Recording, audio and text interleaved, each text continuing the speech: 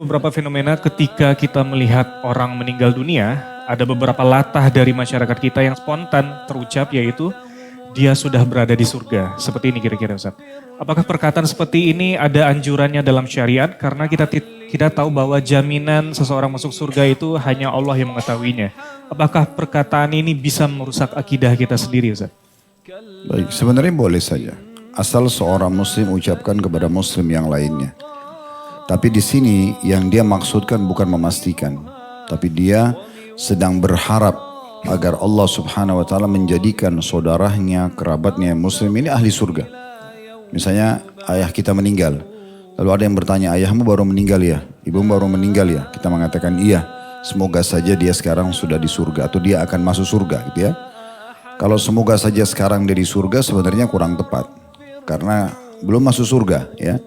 Tetapi semoga dia menjadi penghuni surga misalnya, itu lebih tepat. Karena sebelum masuk ke dalam surga, seseorang melalui alam barzah, kuburan. Memang betul menjadi taman dari taman surga, tapi belum masuk ke dalam surga. Kalau kalimat seperti ini nggak ada masalah. Tetapi kalau diucapkan umum, termasuk kepada orang non-muslim, ini tidak benar. Karena orang non-muslim tidak ada yang masuk ke dalam surga. Ya.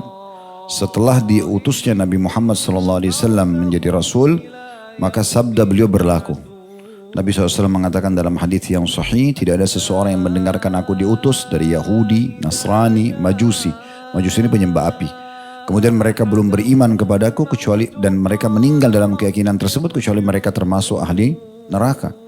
Jadi beda kalau ahli kitab yang hidup di masanya dulu, yang beriman pada Nabi Musa alaihissalam di masa Nabi Musa sebelum datang Nabi Isa, dia berpegang teguh pada itu, maka dianggap dia muslim dan masuk surga kalau meninggal.